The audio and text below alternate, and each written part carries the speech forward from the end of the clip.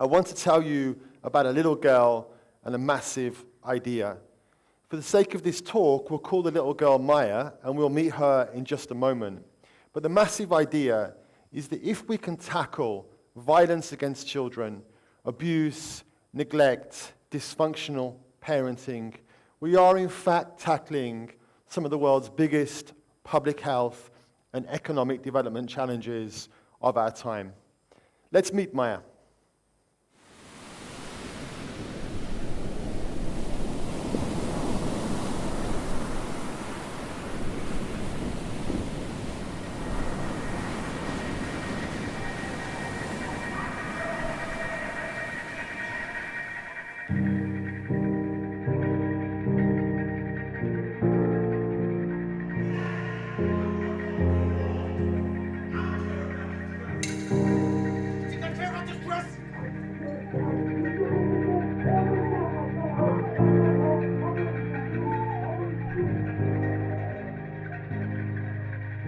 Sometimes someone hurts you so bad.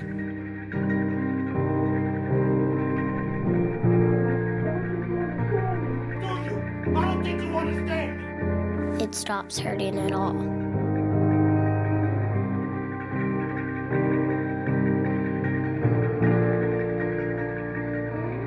Until something makes you feel again. And then it all comes back. Every word, every hurt, every moment. How could you ever understand where I come from? Even if you ask, even if you listen, you do not really hear or see or feel. You don't remember my story.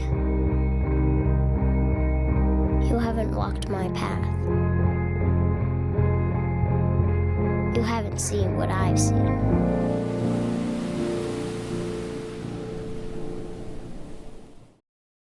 As resilient as she is, it's heartbreaking to watch, I know, but let's put our emotions aside just for one moment and imagine another scene at the same house. There is a police car parked outside with the sirens blazing. The father has been taken away by the police. The mother is incapacitated. The little boy is crying on the living room floor, and you are the social worker that has to go into that house and make an assessment of the situation of Maya. In fact, let's do that together now using something called the Adverse Childhood Experience, or ACE for short, scoring system. Are you ready? Okay. From what you saw in the clip, did you notice that Maya suffered from physical violence? Did you feel that she was humiliated? Did you think that she was unloved and uncared for? Did you think that she was neglected? Did she see her mother experience violence? Did you see alcohol or drug abuse? Okay. Other ACE questions would relate to child sex abuse, mental health, criminality in the household, or other issues. We didn't see those in the clip, but from what we could see that Maya has an ACE score of 6. And ACE scoring is at the heart of a lot of the groundbreaking research that has been done by public health pioneers such as Vincent Felitti, Robert Ander, and the inspirational Nadine Burke-Harris, which has fundamentally revolutionized the way we understand adverse childhood experience in 3 ways. Firstly, violence against children and adverse childhood experiences are much more prevalent than we ever thought they were before. 1 in 3 girls throughout the world experiences violence, and half of those never tell anybody about it. In Europe, 1 in 5 children experience child sex abuse. And here in Montenegro, violence against children is taboo and often invisible. 1 in 3 people will tell you they know a child who's been a victim of violence, either in the school or in the family. And if you translate this prevalence of adverse childhood experiences to a child population For example, a classroom, according to researchers in Washington, it looks something like this. And you'll see, firstly, that Maya is not alone with a very high ACE score of 6, but also she's not the highest in the class because there's a boy next to her with an ACE score of 8.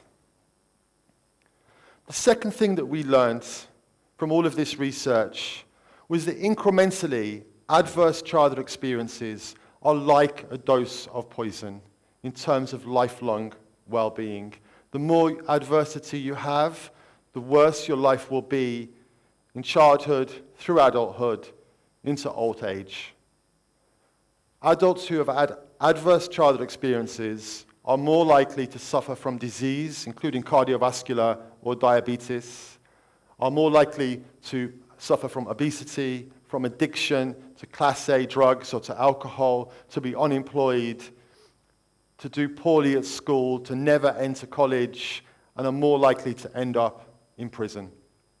And just to give one devastating overarching statistic, an adult with an ACE score of 7, 1 point higher than Maya, has 20 years less life expectancy than somebody with an ACE score of 0.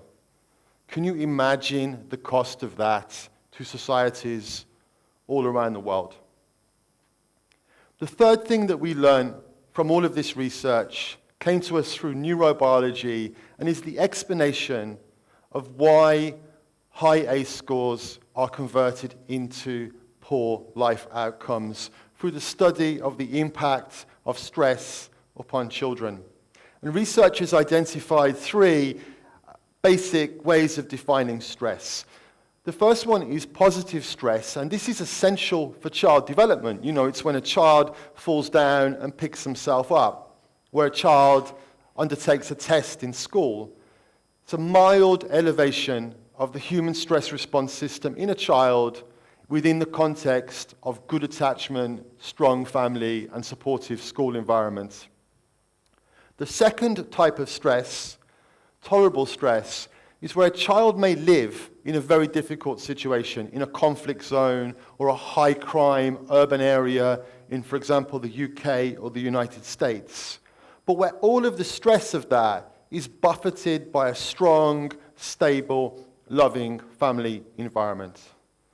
The third type of stress is toxic stress, and this is where the child has continuous or repeated elevation of the human stress response system without the protection of a stable family. And often, as we saw with Maya, with the family being the cause of that stress. And toxic stress is what converts high ACE scores into poor life outcomes. But why stress? Well, you can tell me if I'm wrong, but everybody in this room has suffered some type of stress, right? You've lost your wallet, you've been attacked by an aggressive dog, or in my case, you've walked into a pub full of Chelsea supporters in your Tottenham shirt, and your whole body just moves, right? It pumps adrenaline, it goes into its own way of getting you out of that situation, and when you get to safety, you feel your body just calm down, right? You've all experienced that feeling, right? That fight or flight mode is your stress response system kicking in. And when you're in danger, when you're surrounded by Chelsea supporters, it will save your life. But if it becomes the norm, slowly, over time, it will kill you. And for children like Maya who never know when they may reach safety, it overactivates the immune system, causing lasting physiological damage. And it deactivates and impairs the part of the brain that enables learning, concentration, self-control, and the ability to calm down after a confrontation. And it activates that part of the brain that puts the child in a permanent state of fight or flight.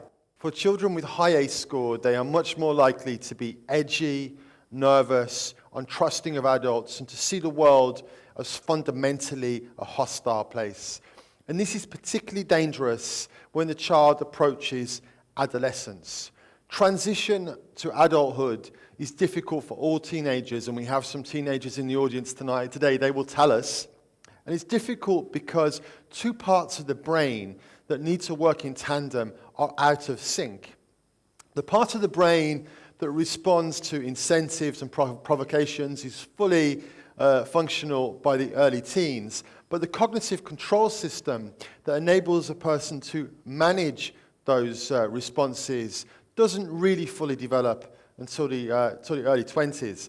So when you see a teenager making a catastrophic decision, joining a terrorist organization or a criminal gang, or committing a violent crime, a decision that may have lasting consequences and costs for the child, for the family, and for society, it's often deeply, deeply rooted in a potent combination of high ACE scores and adolescent brain development. I know I have told you a whole load of bad news, but there is some good news as well, and that is that we have a lot of knowledge about how we can address and reduce adverse childhood experiences, and I will give you some examples of that. Firstly, we need world-class child protection systems which are fully integrated, where doctors and nurses can screen families from prenatal visits before the child is born all the way through the child life cycle, and offer support where needed, such as home visits and parental coaching, where social workers are motivated, equipped, and trained to go into a house like the one we saw in the clip and give first-class support to a child like Maya and fulfill her best interests. We need a child protection system where when children need to be taken out of the family because it's just too dangerous for them to be there, they are placed in foster, or adoptive care, preferably within the extended family, rather than the equally damaging large-scale children's homes and institutions that are so prevalent in our region and do so much damage also to children. And we need police and judges that are able to ensure the best interest of the child over and above all else, including the traditional sovereign male head of household. And we need a child protection system where all of those components work together with a shared vision of protecting children and reducing adversity in every city, in every town, in every village. We need an education system which is trauma-informed and resilience building from preschool through primary and secondary all the way to vocational and higher education. When you speak to an adult who has overcome adverse childhood experience, they will often tell you that it was a heroic teacher that got them back on track by instilling a lifelong passion for learning. But all too often, those teachers are the outliers. We need to find ways of making them the norm. We need universal preschool education for all children between the age of 3 and 6, when their brains are most active, but also most fragile. We need to have primary and secondary schools that teach characteristics such as self-control, integrity, perseverance, and optimism. Characteristics that are learnable and that benefit all children, but are really, really important for children like Maya in trying to navigate their way around a world, even when it seems that everything is stacked against them. And we also need you, because when a child like Maya reaches safety, it's often because of the intervention of a vigilant member of the public. It may sometimes seem like an ethical dilemma to poke your nose into somebody else's business and report family violence. But if you see violence against children, then if you don't report that violence, you become complicit in that violence. We need open public debate where the whole of society recognizes adverse childhood experiences and the impact they have on our society. We need democratic demand for better prevention mechanisms and response mechanisms.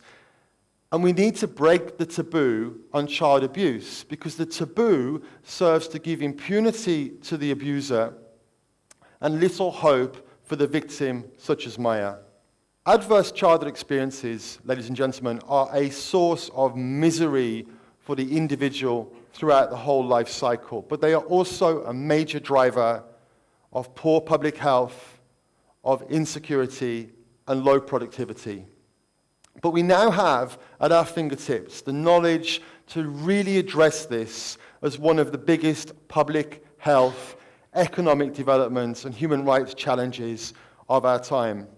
There's a lot that needs to be done to achieve this, but we hope that you will come with us on this journey to make the invisible visible and create a world that is truly fit for children. Vala vam puno.